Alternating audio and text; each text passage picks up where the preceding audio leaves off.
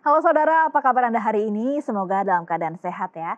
Saudara menemukan gejala kanker payudara seperti benjolan, perubahan bentuk atau tekstur payudara tentu bisa menimbulkan rasa kekhawatiran. Seperti yang kita ketahui, kanker payudara adalah pembunuh utama dengan angka kematian tertinggi akibat kanker. Namun faktanya tidak semua benjolan ternyata bersifat kanker.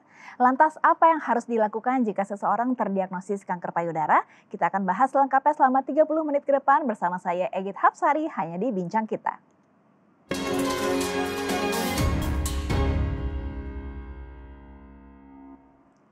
Dan untuk membahasnya sudah bersama saya di studio Kompas TV dua orang narasumber. Kita ketemu lagi dengan Dr. Tang Xiao Wei selaku pakar bedah onkologi dari Solis Breast Care and Surgery Center Singapura. Apa kabar dok? Kabar baik. Kabar baik ya. Dan kita ketemu lagi dengan Dr. Henry Oscar selaku konsultan radiologis dan juga co-founder dari Luma Women's Imaging Center Singapura. Kabar baik juga ya Dr. Henry ya. Baik, salam. Senang sekali ada kesempatan untuk ngobrol-ngobrol lagi. Kalau di episode sebelumnya kita lebih membicarakan tentang screening kanker payudara. Nah, sekarang kita akan ngobrol mengenai apa yang harus dilakukan jika seseorang terdiagnosa kanker payudara ya. Saya ke Dr. Henry terlebih dahulu. Ya. Dr. Henry, jika seseorang mencurigai bahwa dirinya terdiagnosa kanker payudara, ada gejala-gejala yang ditemukan, apa yang hal pertama yang dilakukan? Jadi langkah yang pertama tuh harus jangan panik dulu.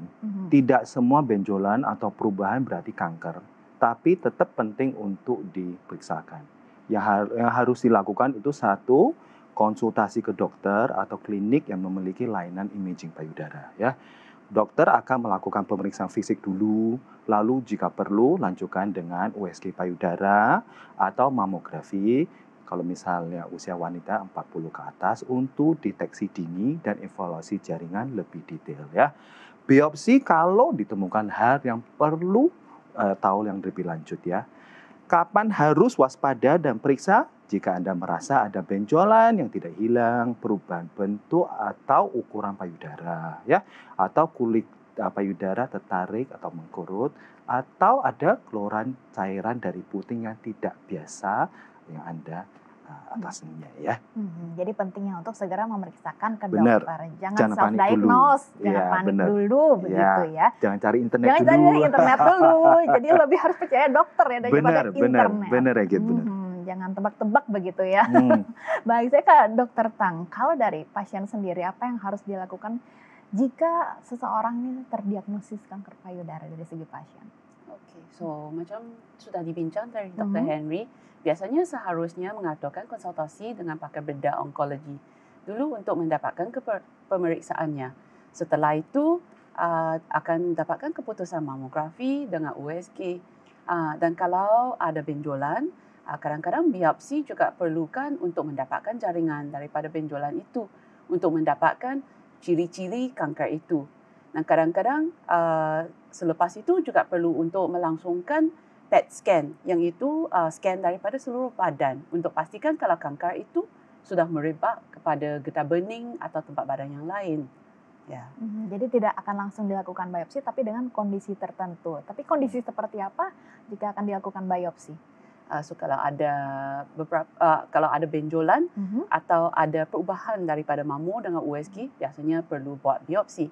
Ada beberapa jenis biopsi payudara yang boleh dilakukan tergantung kepada situasi dan lokasi benjolan itu. Di antaranya ada biopsi jarum halus yang kita panggil fine needle aspirate. Yang itu gunakan jarum yang sangat tipis sahaja untuk mengambil sedikit sel atau cairan daripada benjolan. Tetapi biasanya yang dilangsungkan kita panggil core biopsi atau teknik biopsi jarum inti. Yang itu biopsi akan mengambil jaringan yang lebih besar sedikit untuk mendapatkan keputusan yang akurat dan tepat. Ada juga pula biopsi yang baru jenis kita panggil VAB atau vacuum biopsi.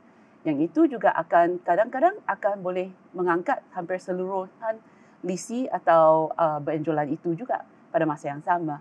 Jadi sebetulnya banyak juga yang macam-macam biopsi yang disediakan. Nah, saya ke Dr. Henry lagi, tapi sebetulnya dari macam-macam jenis biopsi tadi itu seberapa akuratkah dok? Apakah ada masih kemungkinan false alarm atau hasil yang keliru dan kurang akurat? Ya, untuk yang tadi yang biopsi beda-beda itu kayak si Dokter Teng jelaskan kan ada yang dari FNA ke Mhm. conidal biopsi dan sampai ke vakum itu akurasinya akan berbeda-beda.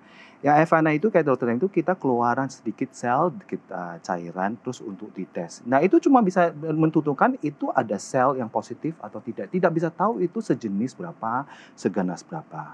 Yang untuk conidal biopsi itu diambil jaringan keluar untuk dicek ke laboratorium. Kadang-kadang bisa ambil 4 atau 5 lapisan jaringnya untuk dicekkan. Yang satu lagi untuk vakum itu dikeluarkan semuanya. Akurasinya akan tentu menaik dari FNA ke conidal biopsi sampai ke vakum needle biopsi.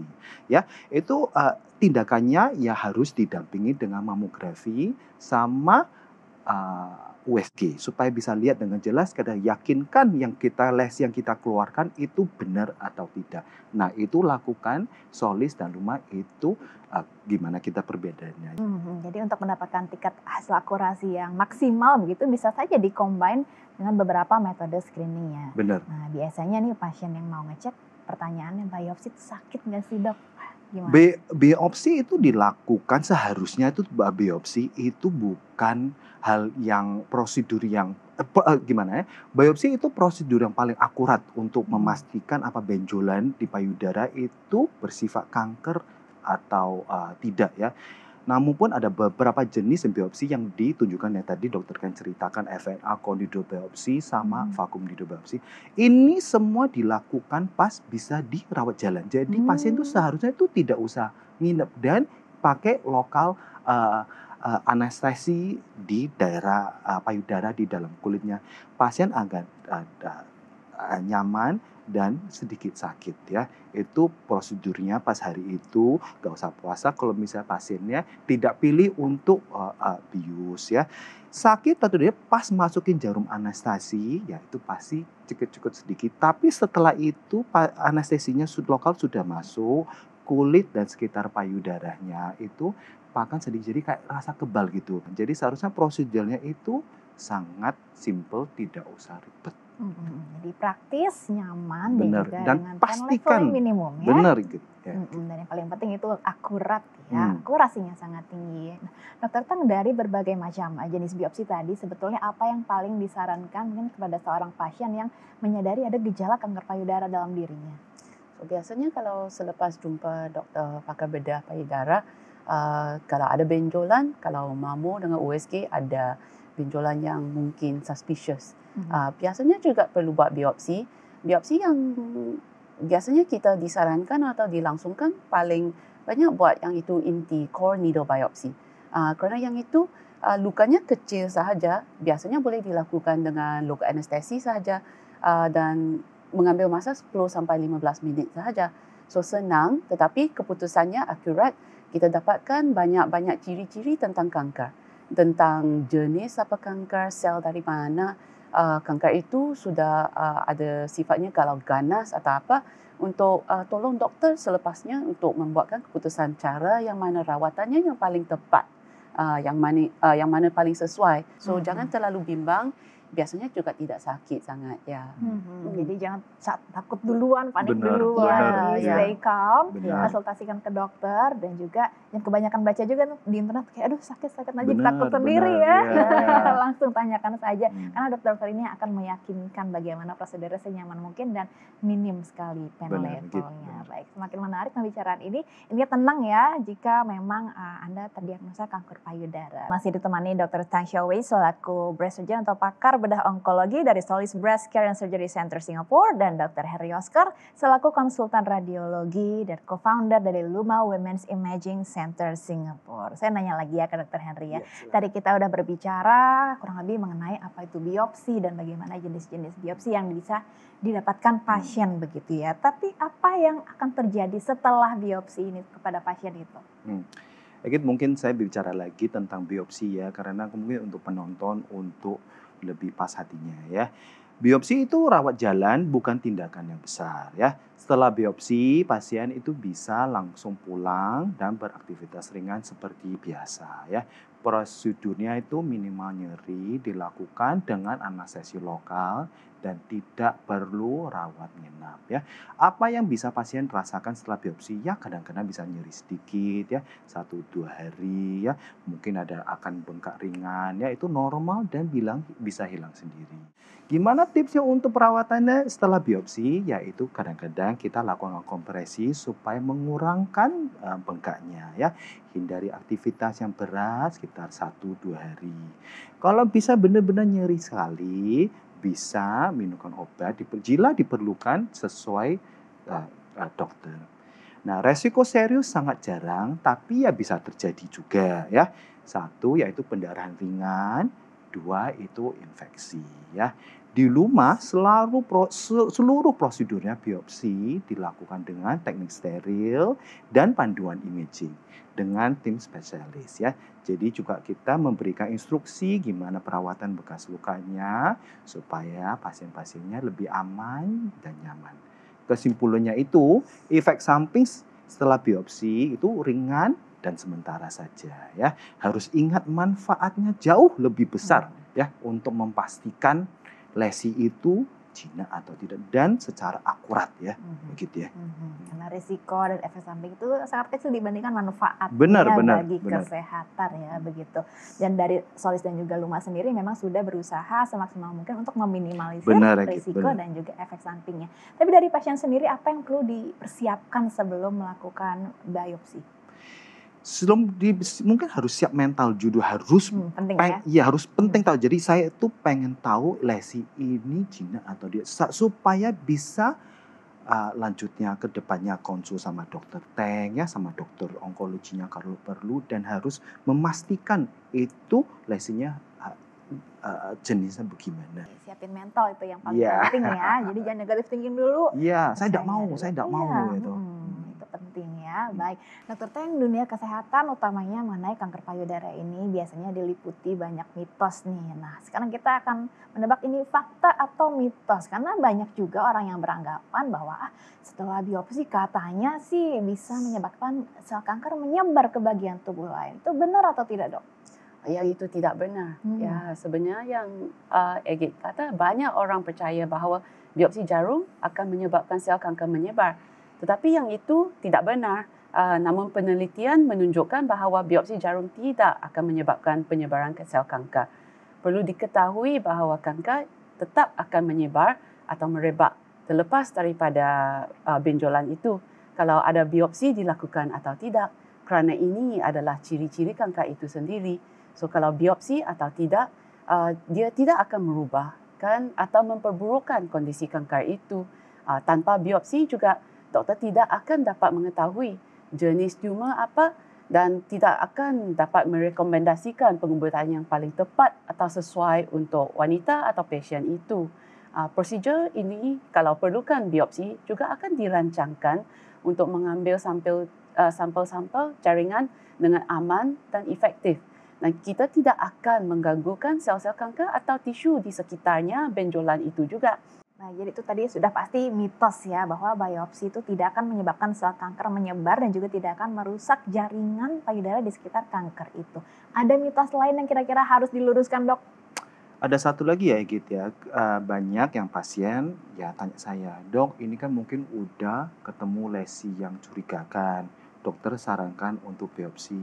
Kenapa tidak langsung diangkat saja? Dokter jelaskan untuk pasiennya ya. Kalau misal kita tidak tahu jenisnya, tidak tahu berapa agresifnya itu, nanti kerjanya untuk dokter Teng itu tambah sulit. Karena cuma misal kita keluarkan lesi itu, nanti kalau misal kita seminggu atau 2 minggu lagi hasil yang utamanya itu keluar, dan dokter Teng harus kembali untuk operasi kedua, operasi ketiga untuk buang getah beningnya, kayak gitu kan pasiennya kan kasihan. Kalau misal tahu hasilnya sebelum untuk operasi kan tahu, dari dokter Teng bisa tahu, saya harus buangnya berapa besar, getah beningnya harus diangkat. Jadi kan untuk planning ya, untuk sesuai untuk operasi untuk pasien kan jauh lebih bagus ya. Yang saya mau kasih tahu untuk penontonnya itu, jangan takutlah biopsi, tapi takutlah kalau menunda diagnosanya itu jadi akan lebih ribet untuk Anda, ya. Apalagi takut sama mitos ya, belum tentu Bener, betul, udah takut bener, duluan, bener, itu bahaya iya. jadinya ya. Oke Dokter Teng, jika dari hasil biopsi ini dikatakan bahwa Anda terkena kanker payudara, kemudian dokter spesialis apa yang akan menangani dan juga memberikan pilihan-pilihan treatment selanjutnya? Oke. So kalau mula-mulanya kalau betul-betul kanker, jangan risau, jangan terlalu bimbang. Boleh lepas itu boleh pergi jumpa doktor kanker payudara yang pakar bedah kanker payudara. Biasanya rawatan ada multidisciplinary. So ada banyak doktor yang boleh turun dirawatkan untuk aturkan rawatan yang paling sesuai. Doktor itu akan merekomendasi rawatan yang paling sesuai. Biasanya mungkin perlu bedah operasi, kadang-kadang juga perlu buat rawatan kemo atau radiasi atau juga anti hormon. So terpulang kepada rawatan yang mana, juga ada spesialis yang yang pakar kepada rawatan yang itu. So jangan terlalu bimbang ya. Ada banyak dokter yang boleh tolong. Ya. Dan juga ada Solis dan juga Luma yang bekerja sama dalam mungkin tumor board ini ya, multidisciplinary ya. Baik, nanti kita akan bahas lagi apa kira-kira yang biasanya dibahas dalam board ini jika seseorang sudah terdiagnosa menderita kanker payudara. Apabila terdiagnosis kanker payudara, lantas harus bagaimana? Nah, saya mau tanya lagi ke Dokter Teng. Nah, Dokter Teng, mengapa diagnosis yang akurat ini sangat penting untuk menentukan tingkat keberhasilan atau kesembuhan seorang pasien dalam berjuang melawan kanker payudara? Oke, so sebenarnya untuk mendapatkan diagnosis yang akurat, tepat dan tepat waktu sangat penting kerana ini boleh memungkinkan intervensi dan rawatan yang lebih cepat dan tepat, dan juga boleh tolong doktor untuk membuatkan pilihan perawatan yang lagi baik untuk pasien. Kalau dapat diagnosis yang tepat dalam masa yang singkat, pasien juga tidak perlu rasa cemas atau khawatir untuk lama. Kerana kalau perlu tunggu untuk dapatkan keputusannya, mungkin juga sangat khawatir. Ya, so dengan keputusan yang akurat, juga kita boleh aturkan rawatan yang sesuai kepada pasien untuk memastikan pasien akan sembuh daripada penyakit itu. Selain itu, kalau diagnosis lebih dini, harap-harapnya stadium kanker lagi awal. Dan biasanya kalau stadiumnya awal, rawatan juga lagi senang dan singkat. Dan dengan perawatan yang berkualitas dan stadium yang awal, pasiennya kebanyakan akan sembuh daripada penyakit ini dan akan boleh dapatkan rawatan yang terbaik dan kesempatan yang terbaik untuk sembuh. Ya. Bagaimana dari Solis dan juga Luma mengupayakan supaya hasil yang diberikan ini akurat? So sebagai contoh, kolaborasi dengan profesional antara ahli bedah, ahli radiologi dan ahli patologi yang khusus semua untuk menekuni bidang payudara sangat penting untuk memastikan diagnosis yang dibuat ada akurat dan rencana juga rawatan yang efektif kepada pasien. Dengan keahlian masing-masing, mereka juga bekerjasama untuk merancangkan strategi pengubatan yang tepat dan meningkatkan peluang kesembuhan bagi pasien. Dan dalam konteks kanker payudara, ahli radiologi juga boleh mengidentifikasi abnormalitas dan menafsirkan gambar yang mana yang ada beza atau yang suspicious.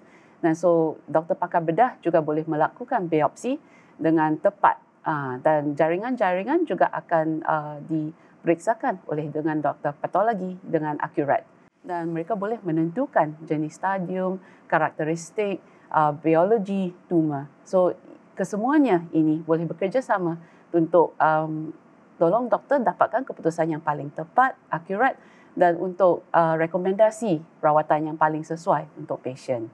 Ya. Jadi kan ini multidisipliner, banyak dokter spesialis yang berkolaborasi dalam istilahnya tumor board seperti itu ya. Nah, seberapa penting kolaborasi antara dokter spesialis dalam tumor board ini untuk menentukan langkah yang tepat bagi pasien?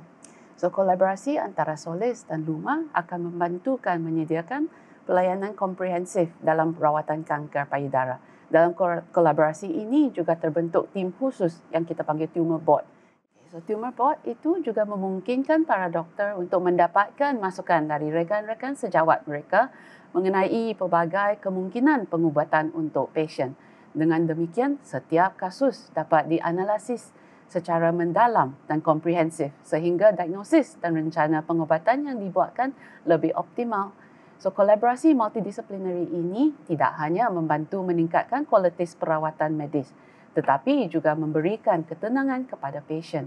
Pasien juga dapat merasa yakin mendapatkan rawatan maksimal yang didukung oleh pelbagai perspektif dan keahlian daripada pelbagai spesialis juga yang berpengalaman untuk rekomendasi rawatan yang paling sesuai kepada pasien.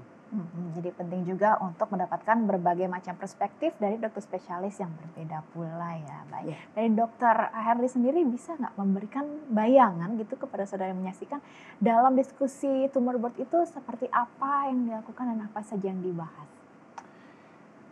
Karena kanker payudara itu penyakitnya itu kompleks sekali ya. Tidak bisa ditangani dengan satu atau dua dokter saja. Karena itu Luma dan Solis kami itu ada pertemuan khusus ya disebut tumor board yang tadi Dokter Teng bilang. Apalah itu? Itu adalah forum diskusi profesional disiplin untuk bahas rencana pengobatan terbaik untuk pasien itu. Itu kebanggaan Luma dan Solis. Apa yang ada terjadi di dalam pertemuan tumor board ini? Ya toh, pertemuan ini ada tim lengkap ya seperti Dokter Teng bilang. Ada saya sebagai dokter radiologi payudara ya. Kenapa ada saya? Karena untuk kasih tahu semua timnya ukuran tumornya besar atau kecil, ada mungkin lesi yang curigaan di payudara sebelahnya atau tidak. Ada ahli PA, ahli patologinya untuk menjelaskan hasilnya biopsi yang mungkin Dokter Teng atau saya yang keluarkan. Itu benar tidak? Kalau menurut saya itu radiologi itu jinak, tapi rupanya di PA wah agresif sekali ya. Apa yang harus ditentukan? Karena kita ada tim yang spesialis PA itu karena kayak stasiun yang terakhir. Kalau bisa PA-nya bilang itu benar-benar jinak, itu benar-benar agresif, berapa yang persentase yang kita bisa percaya? Karena kita di tim Luma sama Solis itu ada spesialis PA-nya yang kita bisa percayakan lah. Itu yang kita sangat untuk confident ya. Berapa kasus kita juga menimbangkan lebih dari satu dokter spesialis ya untuk mendapat pendapatan kedua supaya kasus-kasus sulit atau yang tidak biasa. Kadang-kadang kita juga di dunia medis kan ketemu yang sangat langka lah ya bagaimana. Jadi kita bisa diskusi ya dengan tim saya. Kenapa ini penting guys ya? Karena semua data pasiennya dibahas dengan bersama secara mendalam ya di tim kita lah ya. Rencana pengobatannya dipersonalisasi, tidak generik ya untuk pasien semuanya. Resiko overtreatment atau undertreatment itu dicegah ya. Pasien juga untuk bisa mendapatkan keputusan yang terbaik lah untuk didukung banyak ahli yang kita, bukan cuma atas satu atau dua ya. Apa yang Luma sama Solis itu bedanya itu karena ada tumor board ini ya, karena jarang sekali ya bisa dilakukan di praktek swasta yang biasa. Karena kenapa? Kebutuhan koordinasi itu sakit kepala sekali ya gitu ya. Namun pun di Luma dan Solis kita menjadikan ini hal standar ya untuk pasien yang semuanya ya. Karena kita percaya bahwa semua setiap pasien itu mendapat perawatan yang paling optimal. Ini komitmen Luma untuk pasien-pasien kami. Jadi di Solis dan Luma ini sudah ada tumor boardnya sendiri. Jadi Bener. pasien sendiri bisa hemat waktu, hemat energi, nggak usah bolak-balik nyari dokter spesialis sendiri ya. Nah, jika ada pasien Indonesia yang sudah melakukan screening di Indonesia, tapi kayaknya belum yakin nih, berarti bisa ya cari second opinion ke Solis dan Luma? Tentu bisa.